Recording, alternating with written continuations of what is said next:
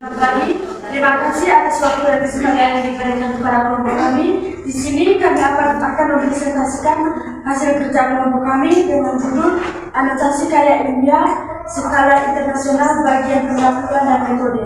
Di sini kami buka dengan 4 sesi. Sesi yang pertama sesi perkenalan nama, sesi kedua pemaparan materi, sesi ketiga sesi tanya jawab, dan sesi keempat penarikan kesimpulan. Baik, perkenalkan, nama saya Felicia Gresudana Sulu, berdiri nyata di sini sebagai moderator. Perkenalkan, nama lengkap saya Maria Fitrona Sugiabati, saya di sini sebagai pemateri. Perkenalkan, nama saya Maria Yudhita Saraseko, saya di sini sebagai pemateri. Perkenalkan, nama saya Maria Mulyani, saya di sini sebagai penarikan kesimpulan. Baik, waktu dan silakan saya beri. Masalah utama yang diangkat dalam penelitian ini adalah tingginya kerentanan anak disabilitas terhadap praktik pengasuhan yang tidak aman dan belum eksklusif dalam lingkungan keluarga. Penelitian ini menjadi penting karena anak disabilitas merupakan kelompok yang memiliki tingkat kerencanan lebih tinggi dibandingkan pada umumnya. Yang kedua, penelitian ini bertujuan untuk mencapai pemahaman yang komprehensif mengenai pola pengasuhan yang aman dan inklusif bagi anak disabilitas dalam lingkungan keluarga. Secara khusus, penulis ingin mendeskripsikan berbagai bentuk bahaya yang berpotensi dialami anak disabilitas dalam praktik pengasuhan, mengidentifikasi faktor-faktor penyebab munculnya pola pengasuhan berisiko, merumuskan strategi yang efektif untuk mencegah dan mengatasi permasalahan tersebut, serta menjelaskan peran orang tua dalam membangun pengasuhan yang ramah disabilitas.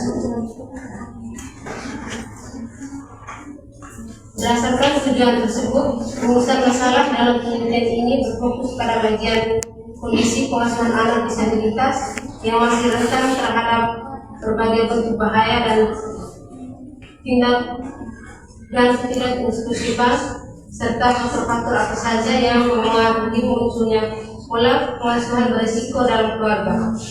Sejalan dengan rumusan masalah tersebut, pertanyaan penelitian yang diajukan meliputi apa saja bentuk bahaya yang dialami anak disabilitas dalam pengasuhan keluarga, faktor-faktor apa yang menyebabkan munculnya pola pengasuhan berisiko, bagaimana strategi yang dapat diterapkan untuk memperkuat pengasuhan aman dan inklusif, dan bagaimana peran orang tua dalam membangun pola pengasuhan yang ramah disabilitas.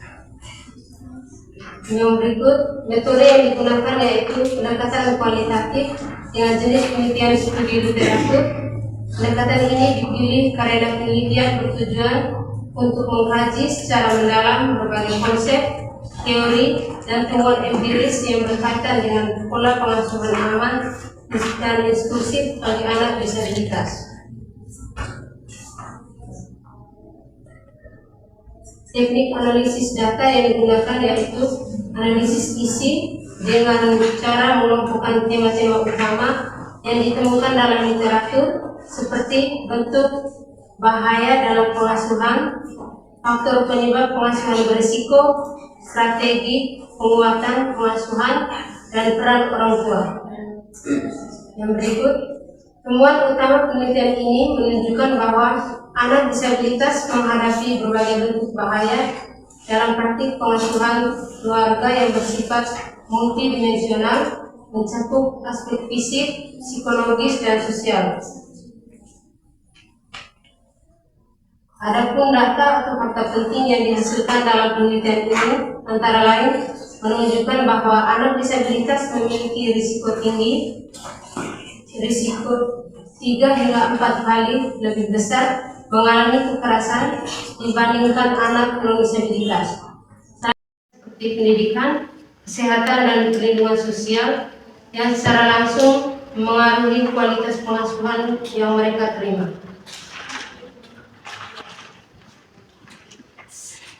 Interpretasi hasil penelitian menunjukkan bahwa praktik pengasuhan anak disabilitas yang masih berisiko dan dapat dipahami semata-mata sebagai kesalahan individu orang tua, melainkan merupakan hasil interaksi kompleks antara faktor internal keluarga dan faktor eksternal sosial.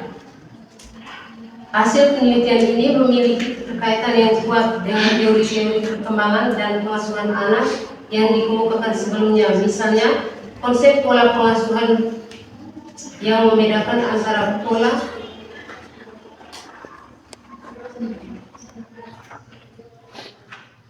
otoriter, permisif, dan demokratis menunjukkan bahwa pola pengasuhan demokratis merupakan pendekatan paling efektif karena menyeimbangkan kontrol dan kehangatan dalam relasi orang tua dan anak. Yang berikut, meskipun penelitian ini memberikan kontribusi yang penting dalam mengkaji pengasuhan anak disabilitas, terdapat beberapa keterbatasan yang perlu diperhatikan. Pertama, penggunaan metode studi literatur menyebabkan penelitian ini tidak didukung oleh data empiris langsung dari lapangan, sehingga temuan yang dihasilkan bersifat konseptual dan belum menggambarkan kondisi nyata secara spesifik di masyarakat. Kedua, pembahasan dalam artikel ini masih bersifat umum dan belum mendalam pada konteks tertentu seperti perbedaan jenis disabilitas, latar belakang budaya maupun kondisi sosial ekonomi keluarga yang beragam. Ketiga, kajian mengenai peran pendidikan non-formal sebagai solusi masih terbatas pada tataran konsep.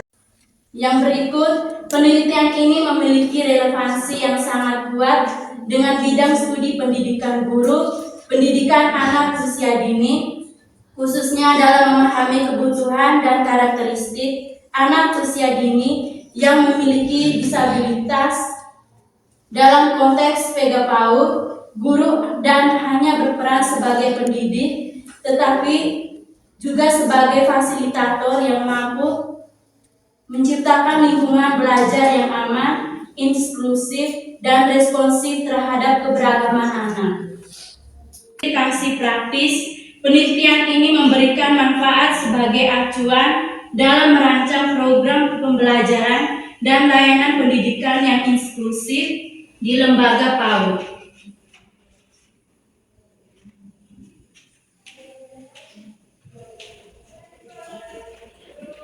Artikel ini membahas pentingnya membangun pola pengasuhan yang aman dan inklusif bagi anak disabilitas yang masih rentan terhadap berbagai bentuk kekerasan dan pengabaian dalam keluarga. Baik.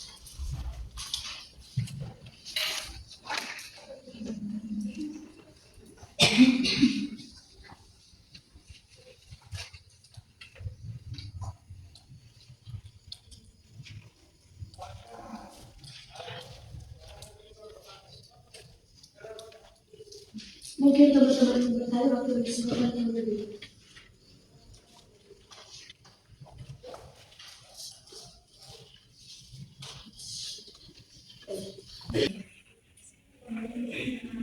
Baik, terima kasih atas waktu yang diberikan kepada saya. Perkenalkan, nama lengkap saya Cornelia Murcino BBO. Di sini saya mau bertanya, bagaimana anotasi karya ilmiah dapat membantu dalam merancang pola pengasuhan yang aman dan inklusif di kehidupan nyata? Anotasi karya ilmiah dapat membantu dalam merancang pola pengasuhan yang aman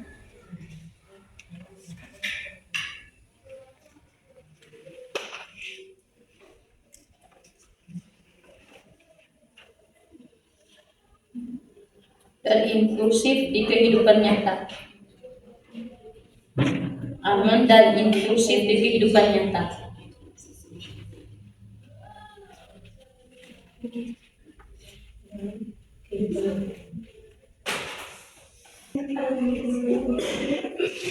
Dan kepada saya, perkenalkan, nama saya Maria Greti Wona. Saya ingin memberi pertanyaan kepada teman-teman kelompok 5. Bagaimana anotasi di pendahuluan dapat membantu pembaca internasional memahami referensi ke praktik atau upaya tradisional Indonesia yang terkait dengan pendukung dan pengasuhan anak usia dini disabilitas, misalnya penggunaan jamu atau metode pengasuhan berbasis nilai budaya lokal.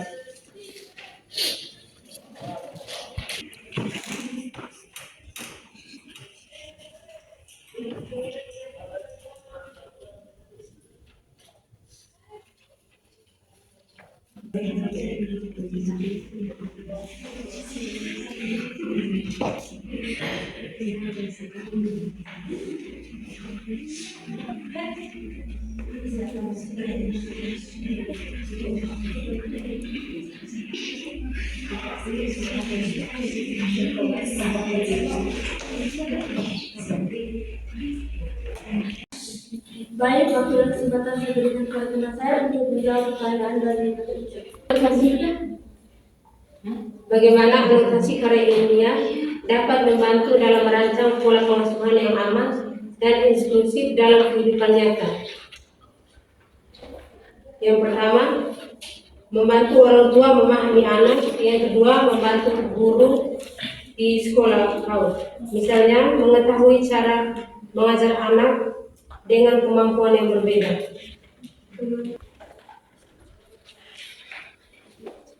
Baik, terima kasih. Saya sangat di sini saya bertanya tentang bagaimana anotasi karya ilmiah bukan peran atau yang menyangkut dengan pengasuhan inklusif yang diterapkan oleh guru atau orang tua. Yang saya tanyakan sih anotasi karya ilmiah. Anotasi karya ilmiah yang membantu dalam merancang. Baik, di sini saya akan menjawab saluran dari Kak Ica. Langsung saja menjawab. Yang pertama, menyederhanakan informasi ilmiah. Yang kedua, memberikan dasar yang berbasis bukti. Yang ketiga, membantu membandingkan berbagai pendekatan. Yang keempat, mengidentifikasi kelebihan dan kekurangan. Yang kelima, menyesuaikan dengan konteksnya. Baik, saya akan menjawab pertanyaan dari Pak Margot. Bagaimana anotasi dan pendahuluan dapat membantu pembaca internasional memahami referensi ke praktik dan upaya tradisional Indonesia yang terkait dengan pendukung dan pengasuhan anak usia dini disabilitas, misalnya penggunaan jamu atau metode pengasuhan berbasis nilai budaya lokal. Latar belakang budaya, dua, menjelaskan istilah lokal, memberikan latar belakang budaya, misalnya konteks sosial dan budaya Indonesia, sehingga pembaca dari luar negeri tidak salah memahami praktik seperti jamu atau pola asuh tradisional. Dua, menjelaskan istilah lokal seperti metode pengasuhan berbasis kearifan lokal, mungkin asing bagi pembaca internasional. Yang ketiga, menghubungkan dengan ilmu modern seperti mengaitkan praktik tradisional dengan konsep ilmiah atau penelitian modern sehingga lebih mudah diterima secara global. Bagaimana kamar? Baik, di sini. Terima kasih atas waktu dan kesempatan yang diberikan. Di sini saya akan melakukan penelitian kesimpulan. Anak disabilitas merupakan kelompok yang memiliki tingkat kerentanan tinggi terhadap berbagai bentuk bahaya dalam praktik pengasuhan keluarga, baik yang bersifat fisik, psikologis maupun sosial. Bentuk-bentuk bahaya tersebut antara lain kekerasan verbal, pengabaian emosional, pembatasan partisipasi sosial, serta overproteksi yang berlebihan yang seringkali tidak disadari oleh orang tua sebagai bentuk pengasuhan berisiko. Kondisi ini berdampak pada terhambat kemandirian, kepercayaan diri, dan kesejahteraan psikososial anak disabilitas. Munculnya pola pengasuhan berisiko dipengaruhi oleh berbagai faktor yang saling berkaitan, baik faktor internal maupun eksternal keluarga.